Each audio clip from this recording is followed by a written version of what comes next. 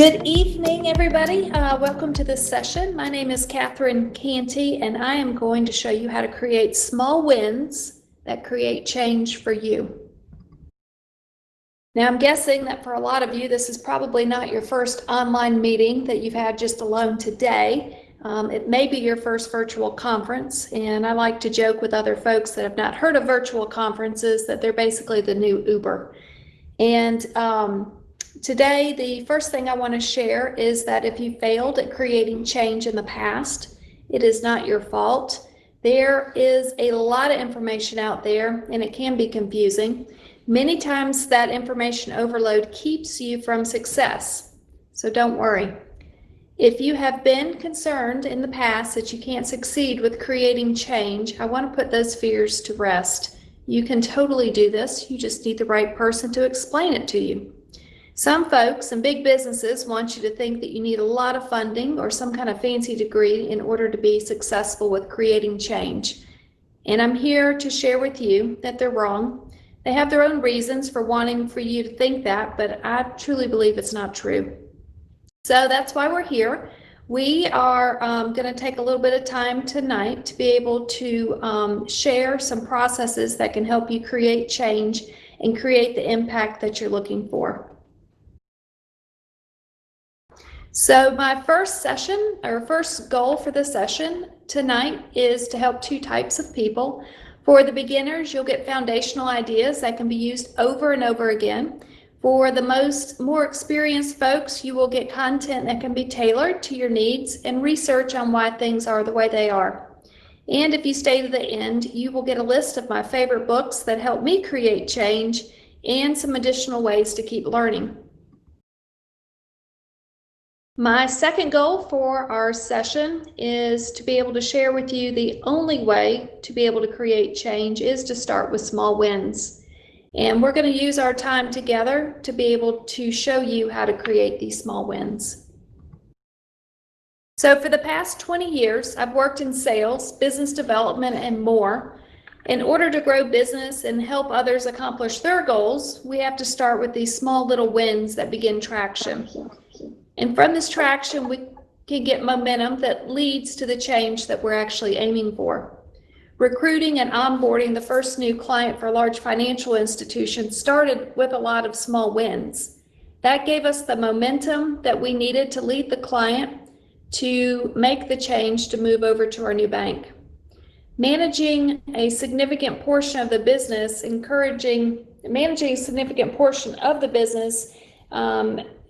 makes you want to look towards these small wins on a daily basis. These small wins are what's keeping people engaged and keeping clients coming back. And when we work towards growing the business, there was resistance at first. Folks are very comfortable with the way things were. And whenever we challenge that thought, we have to quickly find a small win that can start creating positive momentum. And there have been countless wins that have allowed me and others to create the change that they want. So for the past 20 years, I've been traveling probably about 60% of the time, helping others accomplish their goals. I've had a lot of help along the way, and yet I've always had this curiosity on how we could do things more efficiently. And I figured if I could ever figure a process out, I definitely wanted to take what I learned, pay it forward so others can be able to learn from my mistakes and my wins, just as others have done it for me. So in the back of my mind, I just always wanted this book, and I wanted somebody to just give me the book on how do you create change and be able to get these results. And, I just wanted to figure out how do you work smart. And not too long ago, I was helping a business grow in the Southeast, and I explained a process and these ideas that I keep using over and over again to create change. And then it dawned on me, I actually have a process that I can share with others. So the process and these ideas that have worked with me and have worked with others actually resulted in a couple of case studies that I'd love to share with you. Recently, I helped a rural community gain a $12.1 million public-private partnership, and this partnership came together to help close the broadband gap.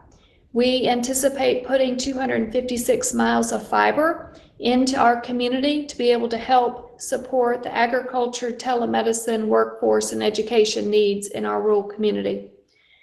I've also helped a startup business in upstate New York actually double their clients, and we did that within 90 days of working with them. And I also recruited and onboarded the first new client in over 20 years for a 100-year-old established financial institution. And I also like to joke that I had an intern this summer, and we tried it with her and another internship that she was looking to get into when she went back to the university. And we were able to open up a lot of doors for her to be able to retain her within South Carolina and be able for her to pursue the career that she wants when she comes out of college. So let's just go ahead and get started. So here is a quick list of what we're going to talk about for the remaining of our time together. There's something that I like to call, which is respectfully challenge. We'll talk a little bit more about that in a minute. There's another process that I spoke several times with this week with a few different prospects and clients, and it sounds simple, but it's not super simple. But it's ask, listen, and thank. And so we'll talk a little bit more about that. And then the last one is just leveraging technology. So respectfully challenge. Definitely want to ask, do you guys have any thoughts on what that sounds like? If you want to throw it in the chat, feel free to do that. But I know that when I work with a lot of folks, they immediately cringe when they hear the words tied together, respectfully challenge. And so a lot of folks just think that that's flat out scary. They'd rather not have to go down that road. And really, it probably sounds like it would be scarier than having to shut the world down. And in hindsight, when we start looking back at this, there are ways to be able to respectfully challenge and connect with others in order to lead with value without ruining relationships. So I want you to keep in mind that the difference of opinions are actually learning opportunities, and it's okay to respectfully challenge. And you may be thinking that others can probably do this, but certainly not me. And I want you to actually think about, on the other side of this fence, if you respectfully challenge and be able to share your opinion, what if your idea actually opens the door to another idea that actually solves the problem? And a lot of times we miss out because we think we're not going to be able to contribute. And actually we can be able to provide information that might be able to trigger the next thought that does help solve the problem.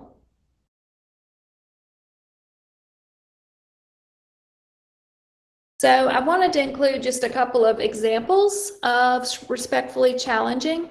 Before I do that, Aline actually put in a comment here, find out how things do things, find out how they do things presently and the reasoning behind those processes, which is for you, Eileen, which is respectfully challenge, which I love it. And I'm actually reading a book that Bob Moesta now has out. And it's understanding the push and the pull and the habit and anxiety that comes with making decisions and driving change. And if you have any interest in it, I would highly recommend it. It's actually a lot of fun to read. He's got interviews, sample interviews, and processes to go through. But exactly, find out how things are being done, how they're being presented presently. And then find out the reasoning behind those processes, which is a great example of respectfully challenging. So thanks, Eileen, for sharing that. So I've got a few samples of respectfully challenging, and this first one is kind of funny. It's all about a ShamWow. And I actually received a 6-figure career change opportunity that started with a ShamWow. And I've stayed in touch with a former CFO who went over to an older bank, established bank, and I knew that everybody who worked over there, it was just one of the best places to work in our area, and just stayed in touch with them. And the water main broke at Main Street, and the city, had some flooding, and so they had a huge mess to clean up at their bank. And so I just sent him a note and I said, let me know when you get that mess cleaned up. I'd love to come talk with you. And so I sent him a ShamWow with it, and it sat on his desk. And I wanted to think of a creative way to just kind of get in there with them and let them know that I've got some creative ideas that I think can help with them and growing their business. And the CEO couldn't help but see the ShamWows that sat on his desk at the CFO's desk, and said, she's creative enough and challenging to actually come in and approach us during a time of crisis, then maybe we need to reach out to her. So it ended up being a great relationship working with that organization for 8 years, and it was just a small thing that led to a great opportunity. The second example here are some conference speakers that I've reached out to over the years. I find folks that are extremely talented and I just reach out to them. And that's kind of how I am here today. I reached out to Tony. I've really enjoyed his book, Profitability, and reached out to him and just wanted to keep learning more. These other two examples, I actually reached out to a public figure and shared my career challenges with that person and my willingness to work through it. And so through the use of small wins in this instance, over a course of a few years, actually led me down a path to get into leadership and business development coaching. And that all happened by reaching out to a conference speaker that I wanted to hire to the bank. And I challenged them to come into a very conservative financial institution and be able to challenge the thinking and the training that we were doing. And it opened up doors. And, when you have these small wins of, hey, they just took my phone call, that was pretty awesome. And, you may not think that's what you need, but you start with a phone call. You start with an email. You start with reaching out to somebody. And if you can get them to respond and just start to have that dialogue, that's a win. And you begin to get this traction and you build this relationship, and you find out where are they and where do they want to go, just like what Eileen was saying. And by doing that, you're kind of challenging them, and it's not just a yes sir, yes ma'am kind of conversation, but you're having these really great dialogues that create the relationships that create opportunities for change. I have the third option down here. It's actually lead with value. And I also combined ask first to reset the room. And what I found is leading with value has been extremely helpful. And so when you can lead with value and lead with providing insights, and I define that leading with value and leading with insights is when you can't easily Google that information. And if you can find out some market research, you can find out some anonymous, internal customer base struggles that you're having, and be able to lead that conversation with prospects and existing clients, you've got them intrigued and they want to be able to learn more. And I've also found that when I layer in something that is basically asking first to reset the room, that also helps drive home the emphasis. And an example of that is, we may be in a dialogue sitting around a conference room or on a Zoom call, and we're heavy into a conversation. And I need for them to hear what I have to say. And before I share the information or I blurt it out, because I'm so excited and I want to share it, I ask the room, I've got a new idea, can I share it with you? And that causes them to pause, and it makes them put what idea or what topic we were discussing on hold. So then I can be able to bring up this idea or bring up this next topic. And when you combine that with leading with value and leading with insights that's not easily Googled, it's a way to be able to respectfully challenge the individuals and the groups that you're working with in order to create some small momentum.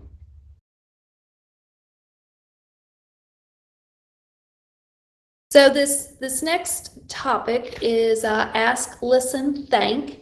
and ALT, kind of like the Alt T, the Alt key. There's one on each side of the space bar. So sometimes when I get stuck, I can always look at my computer and I see that there's always two Alt keys. And this process of asking, listening, and thanking has created a lot of opportunity for me.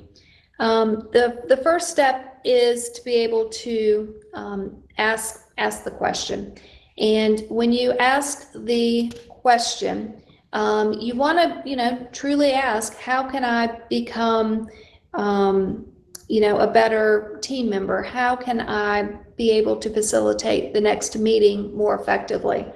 And you want to be able to listen, to be able to hear what they have to say and not argue with them. And then the last point is to be able to say thank you. And thank you, you want to make sure it's authentic and not a casual, meh, yeah, that sounds good. So a lot of folks, they're like, what do we start with? What do we ask? What I have found to be most effective and what the research that I've been following is showing is there's a process called feed forward. And we all know the word feedback, but feedback is talking about something in the past that we cannot fix. Others around us are less likely to share information with us because they don't want to dredge up that whatever situation that's happened. If we can show a little bit of optimism, a little bit of future thinking, feed forward actually can help. And one process could be, as I mentioned earlier, ask a simple question. How could I be more present in our next meeting if you're working with team members? How can I improve our onboarding process with a new client? So when you onboard a new client, go ahead and ask them during the onboarding or at the end of the first meeting, what are some things that we could improve upon when we onboard the next new client, now that you've been through this first part of the meeting? And because we're not dwelling on what didn't go well in the past, we're focused on the future, we're focused on optimism and future ideas, they're going to be able to flow new ideas towards you a little bit easier. And it's also easier to hear because it is future focused and it's not about what we did wrong in the past. Oddly enough, this can actually be used in your personal life. You can, if you are feeling brave, you can ask, how can you be a better spouse or parent or coworker even? I tried this with an aunt, and I don't see her very often. She lives in Florida, and I asked her, I said, how can I be a better niece? And she actually responded and shared some information with me, and I just thought it was really special. And at the end of it, she asked me the same thing, and she said, how can I be a better aunt? And I feel like that opened up a whole different level of dialogue with a family member that I wouldn't have received otherwise. So it was actually pretty interesting to be able to see that and to decide what I choose to do with the information that she shared with me. So everything starts with a question, and I cannot encourage you enough to just lean into your curiosity and just be curious and see where it's going to take you. I know that I would not be sitting where I am right now if I just wasn't extremely curious and wanted to ask a question just to see what the answer is and where it could possibly take us. So you might be thinking that, others are really great at asking questions, and you might be thinking, well, I don't really know where to start. And I'd love to share with you that great conversations start with great listeners. And I know that when I can turn the conversation around and have other people talking, they love to talk about themselves, and there's just not enough great listeners out there. So you may be able to stand out from the crowd by just turning on your listening skills and being able to hear what the pain points are for people, to be able to solve those problems and be able to solve their problems and grow your business at the same time. So I've got a couple of samples of ask and listen and thank. Earlier, I mentioned about you can ask questions that can't be easily Googled. And I was working with a client that was starting up their business and wanted to get into a couple of prospects. And we brainstormed together, and I mentioned to her, why don't you come up with a 4 or 5 question survey of information that can help you, and be able to compile that information among a number of organizations and be able to present that report back, report the findings back to those institutions. So it'll be done anonymously. Yes, you're going to have to do some front end work on this research, but you're going to be able to provide information that maybe can't be easily Googled, and you'll be able to provide market research for the clients and the prospects that you're trying to get in front of.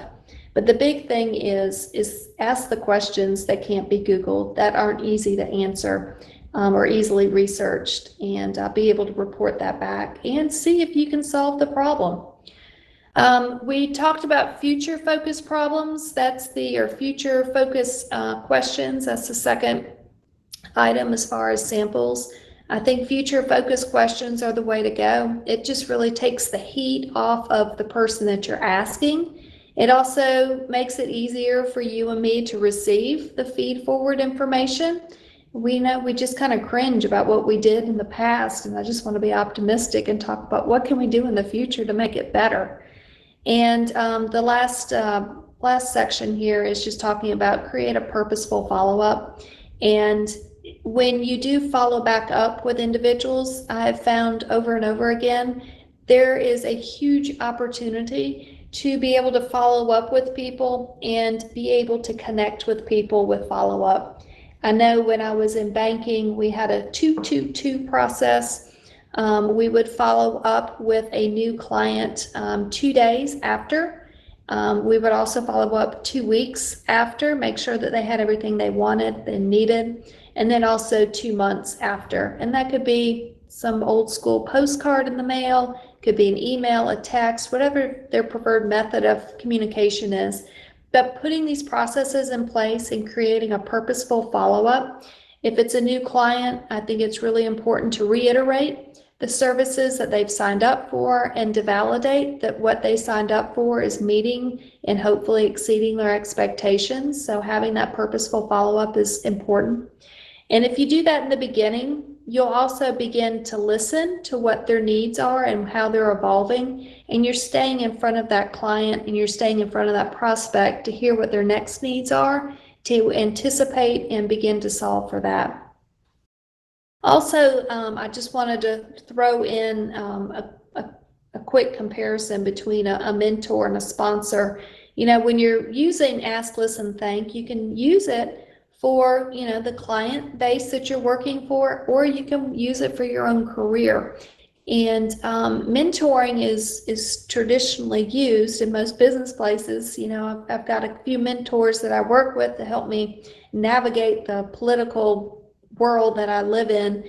And a lot of folks, they weigh heavy on mentors and they're missing out on sponsors.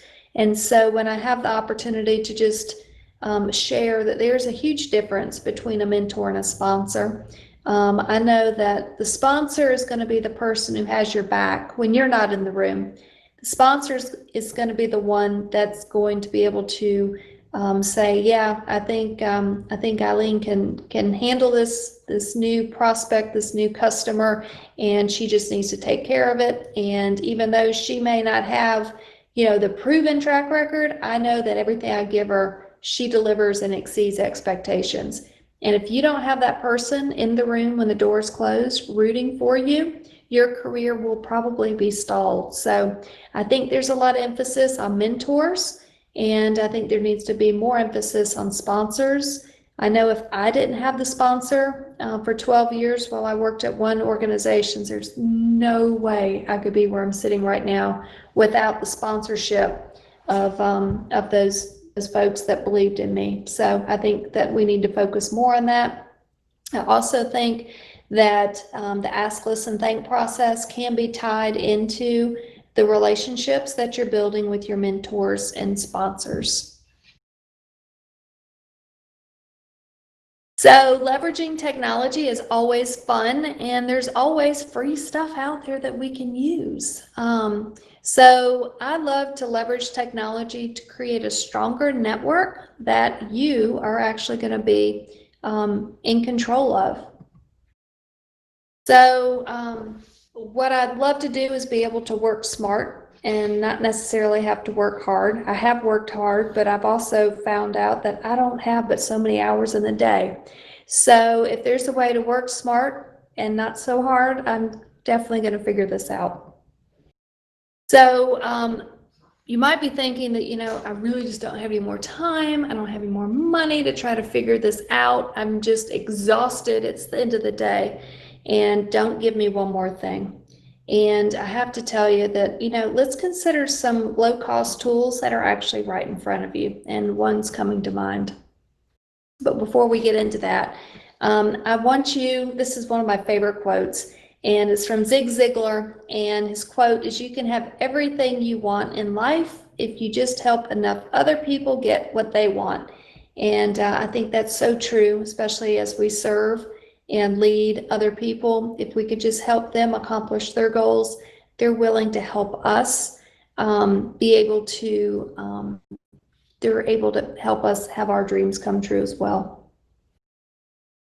So there's a couple of ways to be able to leverage technology, and there are some samples here. The first one is talking about tailoring language to show how you can help others. And so immediately what I'm doing is I'm just going to talk about LinkedIn very quickly. And you can leverage technology and leverage LinkedIn to be able to help you. What you want to do is actually tailor the language to be able to show how do you help other people? How do you take your past experiences to show that you can solve future problems with your past experiences? And I was helping some individuals be able to take, just some really old experiences that they've had and tailored the language to be able to show how their past experiences can be used to solve the future problems. And so I had a lady that was in agricultural lending, and she had kind of a diverse background. She had the banking. She did have some 4-H, which is some farming, from college. And then she also had some medical sales experience. And so we were able to tailor the conversation to show that she has been an essential service with the medical sales and being able to support that. She's got the agricultural background with the 4-H and the different experiences there. And then she's layering in her existing, loan officer role to be able to build up for the next position that she's working for. So she thought that she needs to remove anything that doesn't have to do with agriculture. And I disagreed with her. I respectfully challenged the way she was thinking about it. I said, everybody thinks they only need this agriculture experience. You need to show that you have a diverse thought process here. You've got different experiences that you can bring to the table to help build you up and compete against others that are applying for the same job. So we're able to take a lot of language that's on LinkedIn and just be able to tailor it and be able to show that what we've done in the past is actually helping us be able to help more people in the future. The second thing here is just talking about proactively connecting with others. And I started doing this a couple of years ago, where I reach out to about 50 to 100 people each week on LinkedIn. And I just find people that I know for a fact that if I find someone who went to the same school that I went to, and I have 1 second connection between the two of us, the amount of chances for them to accept my connection go through the roof. And that's actually was proven at a conference I went to probably about a year or two ago with Salesforce and LinkedIn. They talked about that. So when you reach out to people, if you want an easy yes, an easy connect, and hopefully somebody you want to connect with, find somebody who went to your school your university, college, etc. And then also find somebody who has at least one second connection to be able to link you to that person. And your acceptance rate is going to go much, much higher, much, much easier to get accepted and connected with people. So what I've found is that I can send out between 50 and 100 invitations a week just to connect with people that I want to be able to work with and network and collaborate with. And from that connection request, I get about 60% of those people to actually accept. And from that, I send them a purposeful follow-up. It just says, thanks for connecting. And if you'd ever like to connect over virtual coffee, let me know and we'll line up a 15-20 minute call just to exchange ideas. And from that second, I guess you could call it a second follow-up, or second reach out to the person, about 20% of the folks actually take phone calls with me. And I have found some of the most fascinating people that are all over the place. Just a few weeks ago, I connected with somebody in San Francisco, and they are looking for talent in underserved markets, and they want to set up mentorships and exposure for those that are in underserved markets with some of these metro areas. And then I couldn't help but think, I've done nothing but serve rural communities for the past 8 years, and I'd be, easily able to connect him with a lot of talent in a lot of rural communities. So there's a lot of just really fascinating people that are out there that you can connect with and learn with. And I connected with one gentleman to talk about Bitcoin and blockchain, and it was unbelievably fascinating how he could break it down and be able to, share information with me on something I thought was going to be extremely complicated. And you can begin to see how it can get applied into the business world. So there's a lot of talent, a lot of great people out there to be able to connect with. So proactively connecting with others and having some purposeful follow back up with them allows you to control your network and who you're reaching out to. The last thing I wanted to share with you is also where it says turn off others also viewed. If you check on your LinkedIn page, over on the right-hand side on your profile, you are going to see all the people that are kind of similar to you. So if you're fine with people looking at your competition, leave it on. If you want to turn your competition off and just remove that setting, you can go under your settings and actually turn that piece off, which is great. I pick on LinkedIn on this section as far as leveraging technology. There are so many wonderful just search tools that are available on LinkedIn. There's just a great way to network. And a lot of people do not realize that LinkedIn has over 600 million users that are out there worldwide, and that only 1% of these 600 million users actually contribute to LinkedIn. So everybody else that's out there, they're just lurking and they're, just watching to see what everybody else is doing, and they're learning what everybody else is posting. And this gives you the opportunity to control what you want to say, what you want your story to be, and to be in front of other people. And when you've got 600 million users and only 1% are contributing, it's a wonderful opportunity to stand out from the noise and be able to connect with people, especially when we're in this COVID world where we can't get out like we used to. So I'm going to take a minute, and I know that was a lot of information, and I just kind of want to recap. My first goal for this session is to help two types of folks. For the beginners, I want you to just get a foundational ideas, some ideas that can be used over and over again to help drive some change.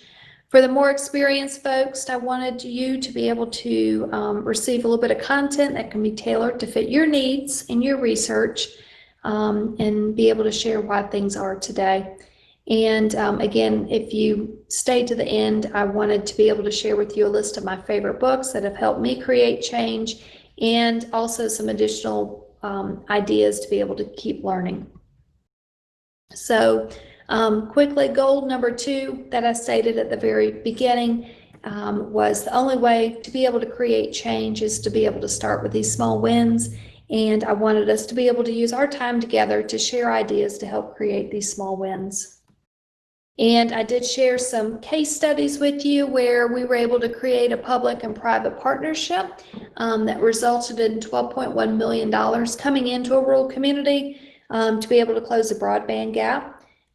Also, I shared with you that there was a company, or is a company, based in upstate New York where we were able to create small wins to help double their client base within 90 days in South Carolina.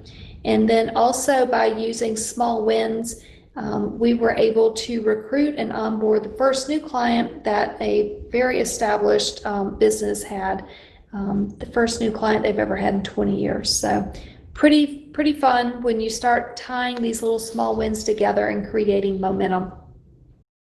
So, as we're closing in, I want to just kind of ask you a question, and feel free to put it in the chat.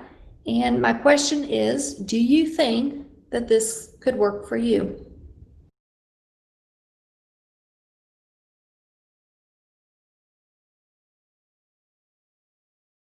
So I want to, as you're thinking about it, I want to ask for you just to think about what are one, maybe two things that you could take that what you learned from today.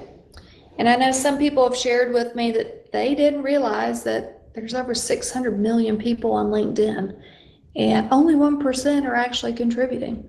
So that could be something that stands out to you. There is an opportunity to be able to create some momentum and reach out to folks and be able to contribute and educate on your subject matter.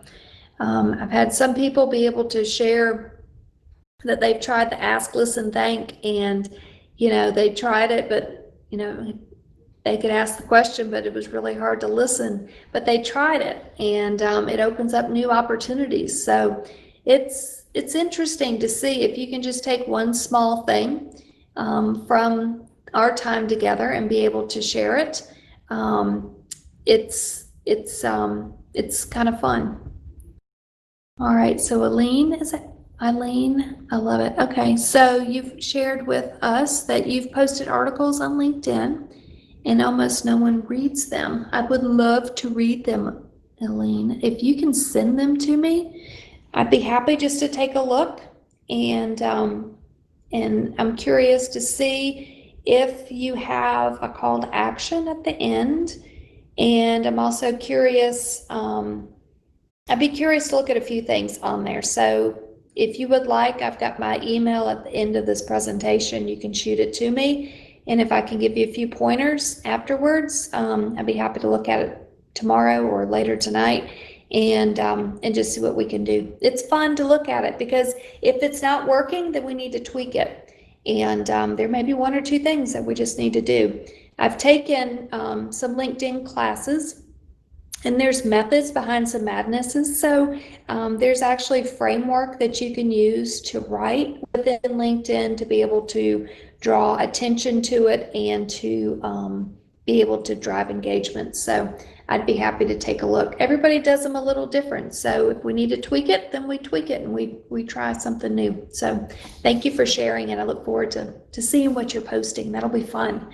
As we think about one or two things that we walk away with, you might be asking, I don't really know where to start with all of this.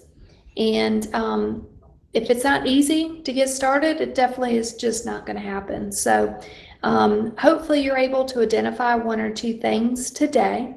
I would love just to be able to stay in touch and hear if you're able to try one of these things and see if it works, and if it doesn't work.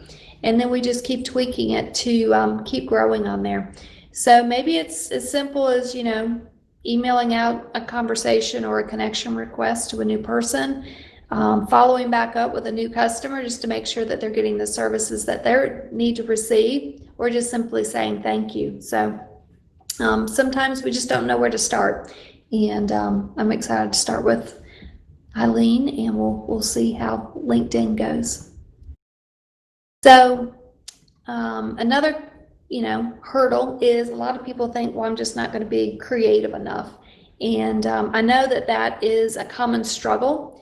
And a lot of folks, they just don't know where to start with the creativity. They're like, how am I going to come up with the idea to send a sham wow to a guy sitting in a tower trying to fix a flood? So, sometimes I just go Google ideas and I'm trying to figure out how to get in front of businesses, or I'm trying to figure out how to network to get in front of people. I can just Google ideas. I can go to creative apps and, go to Pinterest or go to Instagram and just start thinking about maybe a few phrases from that industry and see what pops up. And then we always have that creative friend or family member who's like, you should just send them, some flowers or a postcard or something simple like that just to get in front of them. And there's creative people out there who can help brainstorm. So you don't have to come up with some really, deep thinking idea. Just start something small. Sometimes just sending a book to somebody with, a note that said you were thinking about them and wanted to drop that book off for them. It's the small things like that that open up opportunities, that can create a conversation, that can lead to creating a little bit of change. The window opens, the door opens, and some momentum takes place, and it can be a lot of fun. And if you get stuck, I got my email address. You can always email me, and I tend to be creative, and we can come up with a few options that way.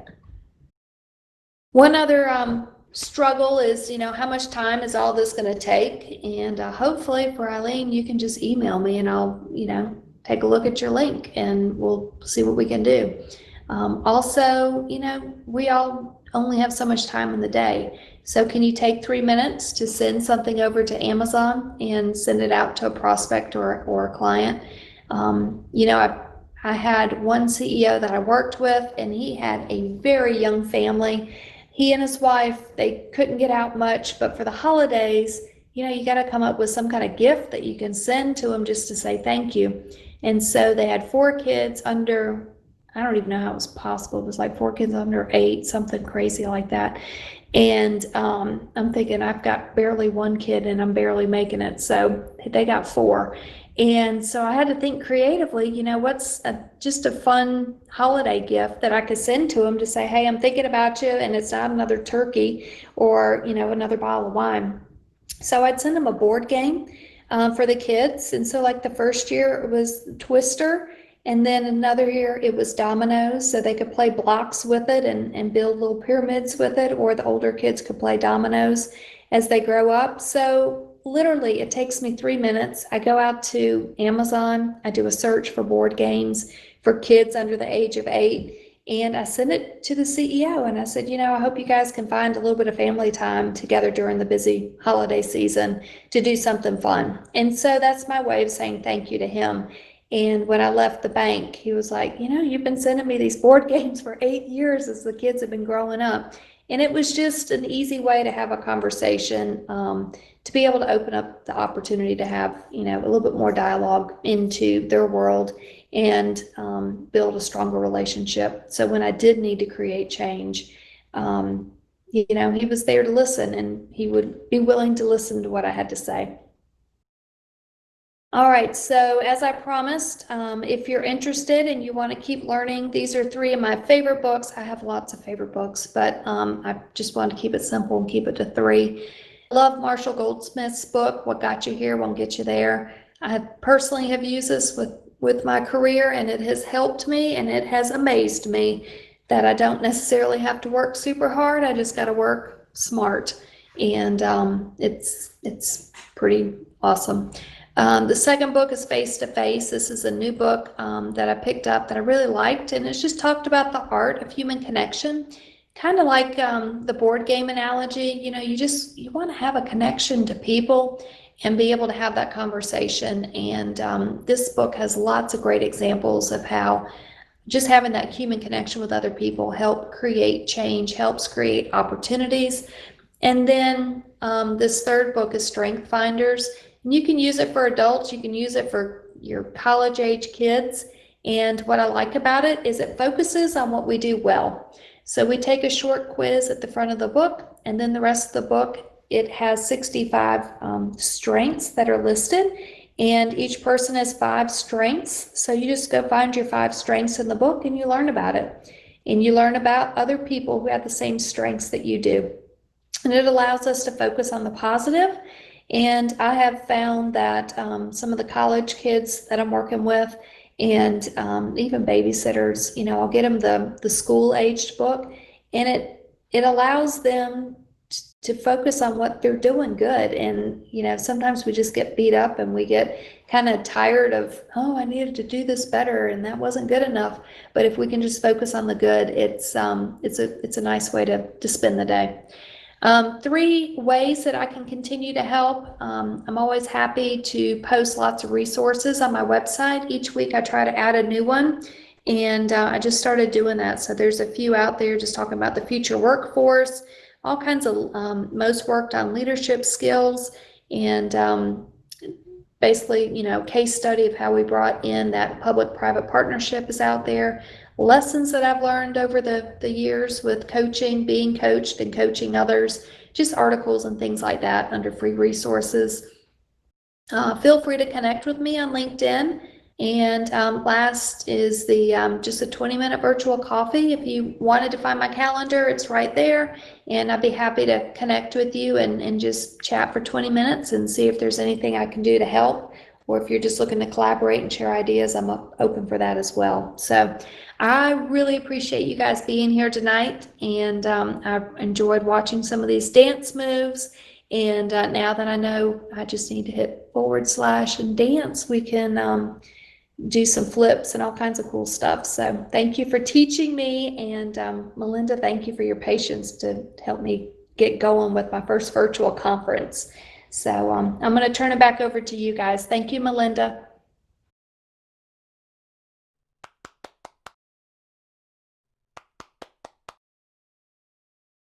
Y'all are so cute. I love it.